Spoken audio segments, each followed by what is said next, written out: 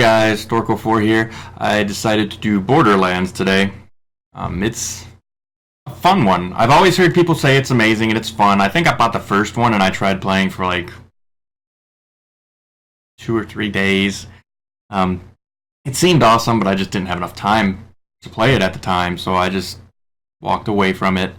And then, of course, the PlayStation Plus, the free game was the Borderlands, so I grabbed it and I grabbed the Borderlands.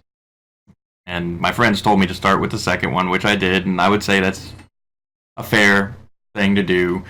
Start with the second one, and I guess I didn't realize at the time what it was, but it seems fun. It's like Diablo and Destiny put together, so it's got that first-person aspect, but it's a loot game. It's all about killing monsters and getting better loot. The loot is kind of weird. That is one of my downsides to it. It seems like sometimes you would get a level 1 gun that's better than the level 15 guns, even though they're both normal, or not magic, or whatever they call the rating system of it. You got green, blues, purples, grays, so it's like the World of Warcraft Diablo rating system, how the higher color, the better the weapon. But it doesn't seem like that, because sometimes I would get a level 1 that's blue, and then a level 10 that's epic, and it seems like the blue one does more damage. But other than that, it's cool. It has a rock, paper, scissors kind of thing. So you have, like, I can't even remember the elements, fire element, poison element, electric element, and they all play this rock, paper, scissors thing. And then they have a void type element, which if you hit the monster with that type, then all the other types are amplified. So it gets pretty intense later on when you're playing in groups, and you can do all these crazy things to push your damage output. And they do have dungeons and bosses later on when you get higher levels.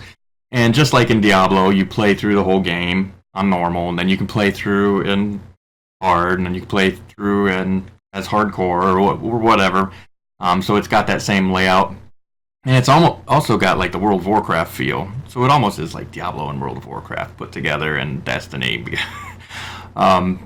It's the best aspects of all those games thrown together in one game. So it really is an awesome game. I can't wait to try out Borderlands 3 once I get some money to get that.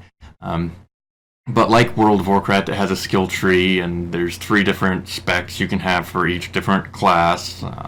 So you can make it as customizable as you want. Eventually, I think you have enough points to pretty much max out 2 skill trees and then some, so it's not too highly customizable at that point.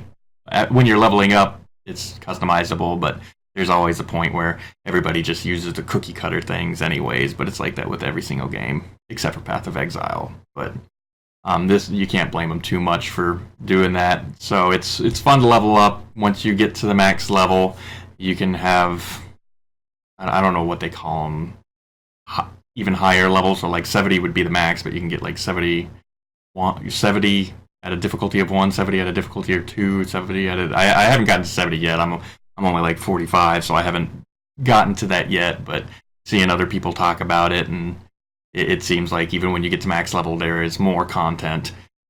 And I've been playing for a long time, so to be at level 45, I would say this game definitely has playabilities and good value. It's definitely a game at $60 I would buy. Even now, when it's old, when it's that old of a game, I would go back and buy it at $60. It is kid friendly for the most part. Discretion advised. I'm the type of person that if they see cartoon violence, I'm like whatever. But if there's massive cursing or nudity or anything like that, I say get out of the room. Don't even look at this. So, it's not like that in this game. So it's casual enough so where if a kid walked in the game, I wouldn't freak out, but I might slowly get to the next save point to turn it off. But it's not as bad as some other games. I'm trying to think if it's easy to pause. I think it is easy to pause. I think you could just pause mid-battle and pull up a screen, as long as you're not playing multiplayer. If you're playing with multiplayer and you bring it up, they're still going. So if you're playing with player, it might not be as friendly as far as family walking in and interrupting you. But if you're playing single player, you can easily just pause it and say, "Yeah, let me help you do whatever they do," and then come back and unpause it. Um, but it's a fun game, great value. I would advise playing it, and got many hours in it.